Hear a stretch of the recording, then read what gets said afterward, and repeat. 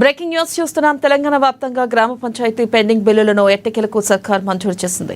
ఇక ప్రధానంగా 10 లక్షల లోపు బిల్లులు క్లియర్ చేసింది. ఇందుకోసం బుధవారం మొత్తంగా ఒకే రోజు 153 కోట్లను రాష్ట్ర ప్రభుత్వం విడుదల చేసింది. గ్రామాల్లో ఎన్నో అభివృద్ధి పనులు చేసి నేటికి బిల్లులు అందక ఇబ్బందులు పడుతున్న మాజీ సర్పంచ్లు, వైకుంఠధామాలు, పల్లె ప్రకృతి వనాలు, రైతు వేదికలు, డంపింగ్ యార్డులు, సీసీ రోడ్లు, అంతర్గత మురుకు కలువులు మొదలగు అనేక కార్యక్రమాలు విడుదల వారీగా వారి సొంత డబ్బులతో చేపట్టారు.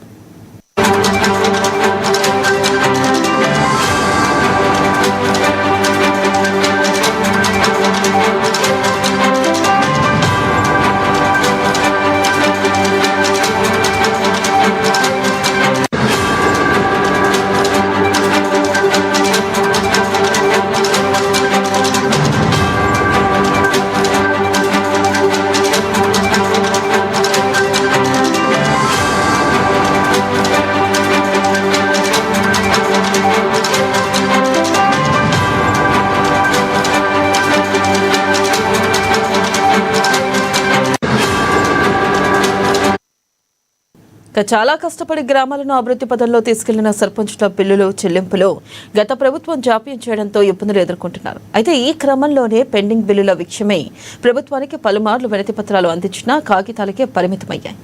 గత ప్రభుత్వ హయాంలో గ్రామ పంచాయతీలకు భారీ మొత్తంలో నిధులు పెండింగ్ లో పెట్టింది.